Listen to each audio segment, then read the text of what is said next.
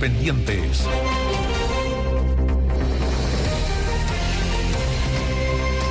¿Por dónde partimos? ¿Partimos por lo de ayer? No. ¿El megáfono? Lo hablábamos ayer de que eran conocidos del presidente y se revelaron, de hecho la tercera hizo el desglose, Bueno. se reveló una información muy importante de que quienes estaban detrás de esa manifestación son conocidos del presidente, pues ahora uno entiende muchas cosas que envolvieron o envuelven ese evento que hoy día el presidente ha defendido a rajatabla. Y el dirigente que parece que es José Hidalgo, a quien Que tiene un sueldo bruto de 5.700.000 pesos. como funcionario municipal es digámoslo, es un antiguo dirigente político, social. ¿Sabes cómo se le conocía? No sé si todavía seguirá usando el mismo apodo. ¿Cómo? Guayacán.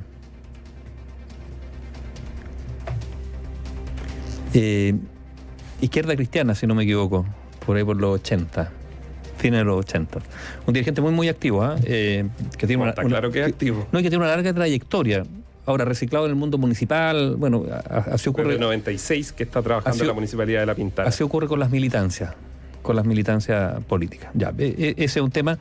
Lo otro también yo creo que, es un dato relevante, fíjate que lo han recogido mucho las agencias internacionales de noticias. El respaldo de Michelle Bachelet al presidente Boric en el contexto de la exigencia del Ejecutivo, no solo del presidente, de que se alcance un acuerdo en materia de pensiones. Ha sido, y por tanto, políticamente esto no es menor.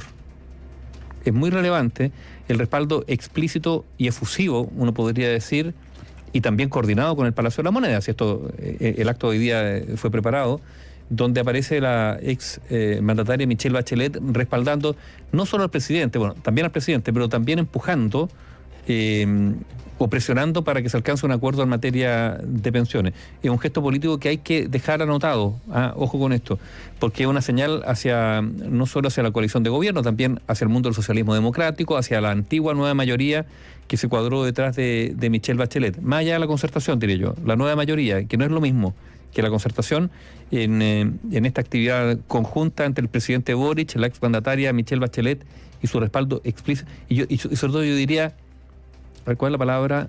Que hay una escenografía detrás, televisiva, fotográfica, digamos, del respaldo hoy día de Michelle Bachelet al presidente Boric. También, déjenlo anotado ahí como algo que puede en algún momento usarse como carta en los debates internos, por ejemplo, de las dos coaliciones de gobierno, consejos de gabinete y cosas así. Pepe Guayacán nos dice un auditor, lo conoce un auditor de la radio. Yo también lo conozco. Desde los 80, dice, cuando él igual era izquierda cristiana y dice, era dirigente vecinal en la Comuna de Independencia. Muy activo, sí.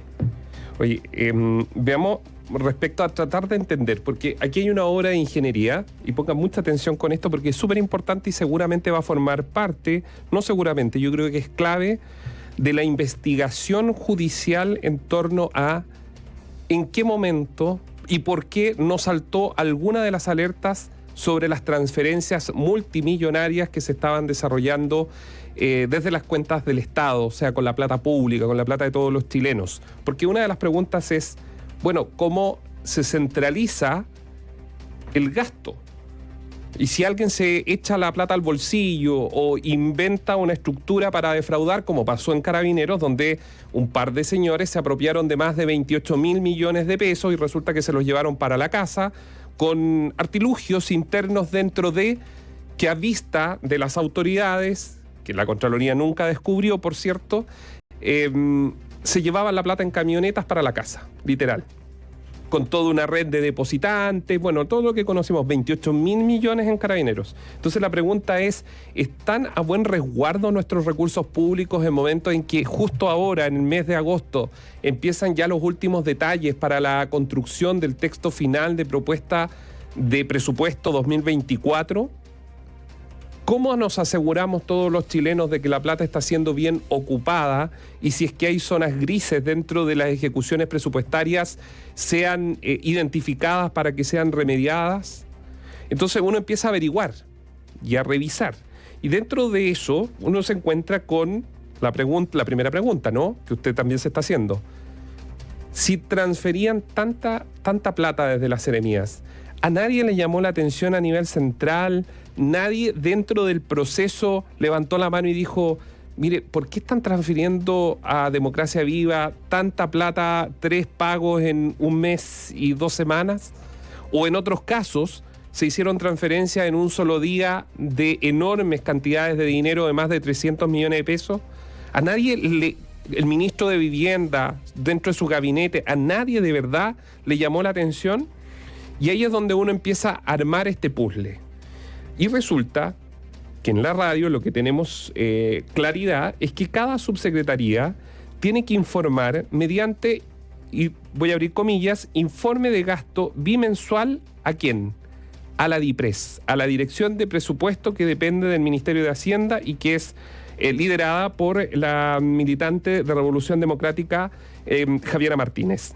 Y ahí, en ese escrito, para que usted lo entienda, van gastos en dotación, estos son los tecnicismos, gastos en dotación, gasto en general y tipo de contratación del gasto. Y en eso va un apartado donde se identifican licitaciones públicas o privadas y también los tratos directos. ¿Les suena? Los convenios, todo eso, bueno, se tiene que informar a nivel central. En ello van con indicaciones del número de los tratos directos, incluso todos los montos totales. No me digan que no había información respecto a los giros de plata. Es falso que esto quedaba solo en una seremía allá lejos, en la región de Antofagasta, que usaban un digipass que tenían ahí, que transferían la plata. No es así. Pero hay una explicación para eso. Y la explicación que probablemente no solo en ese frente, sino que hay muchos otros frentes de la administración del Estado donde el trato con los dineros es muy laxo.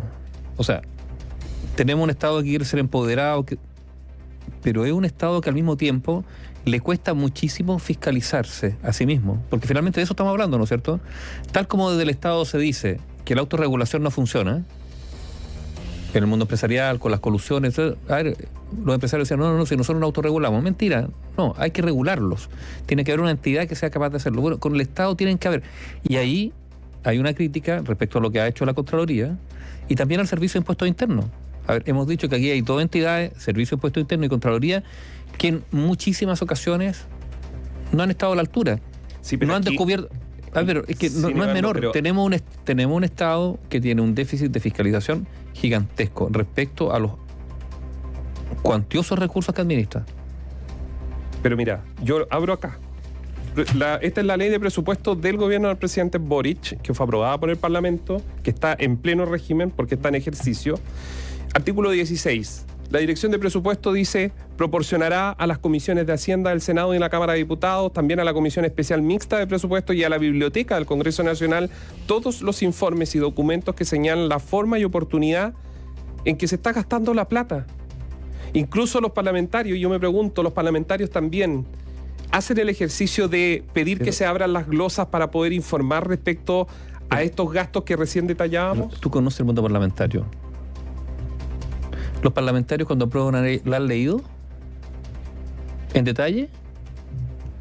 No. En general con los que uno reportea sí, pero hay muchos que no. Son algunos que sí y que están mandando. Uno al final los periodistas nos empezamos a identificar quiénes son los que por área y por temática, hay algunos que por temática son ellos son los expertos de cada bancada y hacen la pega y hacen el debate y el resto lo sigue.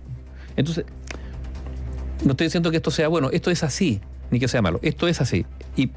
Pero yo insisto, cuando tú tienes esta cantidad de millones que circulan de un lado para otro, cuando tú ves además la necesidad de la gente, y que además que esos millones iban a ser destinados para las personas más vulnerables, más pobres. Asentamiento precario en el caso del Ministerio de Vivienda. Uno debería preguntarse, bueno, ahí debería haber con mayor razón un rigor para que esto se gastara bien. Y probablemente los parlamentarios deberían estar preocupados porque si ellos están para trabajar por esas personas en sus distritos, y si ellos saben, porque deberían saber, que en esos asentamientos precarios determinadas fundaciones van a ir a hacer la pega, también deberían ser los primeros en estar preocupados de que esa plata se gaste bien. No lo hicieron, y bueno, y las consecuencias están ahí. Sí, hay una corresponsabilidad, probablemente, una negligencia. Pero cuando uno empieza a analizar, el funcionamiento del Estado tiene mucho de lógica, igual que las leyes. Igual que en general el derecho, tiene lógica. Desde el punto de vista de lo... Sí, lo que pasa pero son es que, personas. Sí, pero es que le dan la vuelta. Pero nos vamos al lado lógico, a lo obvio. ¿Alguien puede pensar que en Antofagasta se van a poder hacer giros sin que a nivel central no aparezca ninguna alerta? Es que la alerta tiene que ser alguien que está detrás de esa alerta. Aquí yo creo que hay... Es que no es alguien, porque son varios procesos. Bueno, pero aquí hay personas. Salvo que hay una decisión de un mecanismo que apague las alertas respecto a... O sea, es que es lo único que podría uno decir, ¿por qué esta suma de miles de millones de pesos a lo largo del país? O sea, no sé si meter... A ver, hay 17.000 millones que están objetados. No sé si los 17.000 millones forman parte de un mecanismo. Yo creo que quizás hay un mecanismo, pero lo que hay también... La señora Polizzi está ahí mirando como gato de campo la cantidad de plata que había en los gores, pero incluso de otras regiones. Sí, pero lo que hay aquí también es que yo creo que hay mucho despilfarro, históricamente. Y en ese contexto de despilfarro, algunos montan máquinas para financiar, porque yo insisto que aquí lo que hay, aparentemente, es un mecanismo de financiar la política. No son esos 17.000 millones, pero sí unos cuantos cientos o miles de millones. Sin el ánimo de, para concluir, sin el ánimo de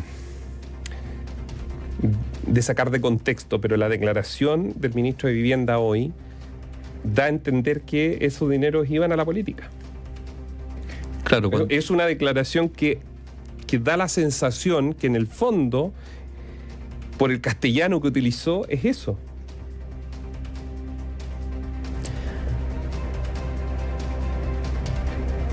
Y eso, que esa declaración, si es que se prueba por parte del Ministerio Público, que entendemos que va muy adelantado en varias regiones, vamos a tener... Él habla que por poder y política... Por eso. Claro. Y ahí quiere decir que entonces la Fiscalía ha tenido buen olfato para poder empezar a que las estructuras de las investigaciones apunten justamente no al tecnicismo, que estaría bien. O sea, la presentación del contrato está bien, sino que es la finalidad, el fondo. Ahora, eso es más difícil de probar, la intencionalidad. Ahora, si hay... Pero si se prueba, digamos, si hay repeticiones del mismo mecanismo, claro, ahí podrías tú configurar un modus operandi. Mira, conversando con alguien que ha conocido las investigaciones, yo le decía, pero mira, lo de Polizzi en la región del Biobío es bien extraño, por no poner otro adjetivo calificativo, pero me decía, pon atención, porque la estructura Polizzi podría ser bastante más rasca, lo que usted quiera decir, pero es el foco de lo que estaría pasando en todos los otros, unos más... con una vuelta más larga, con abogados de por medio, con escritos, con presentaciones de proyectos, lo que usted quiera. Pero el foco principal, central, como aparece en estos audios que se han ido conociendo, es el mismo. Lo que pasa es que allá fue más rústico. O es más descarnado, o porque tenemos los audios que muestran más, claro, descarnadamente... Pero el fondo de Polizzi, que ha sido tan popular con las lencerías y todo eso, que ahora dijeron que no, pero resulta que ahora en los últimos audios se revela que la OTEC, que habían venido a comprar a Santiago, no tenía plata, sino que toda la plata que entró del flujo a la OTEC era de la fundación, es decir, era la plata pública. Por ende, se podría advertir, y eso lo va a tener que decir el Ministerio Público, que desde ropa interior, pasando por comida y todo, se pagó efectivamente con las platas de la fundación, que estaban destinadas a reconstruir un barrio que de verdad lo necesita, que es Barrio Norte en Concepción. Un barrio además que tiene un peso específico en materia política, electoral, muy grande. O sea, también ahí uno podría sumar.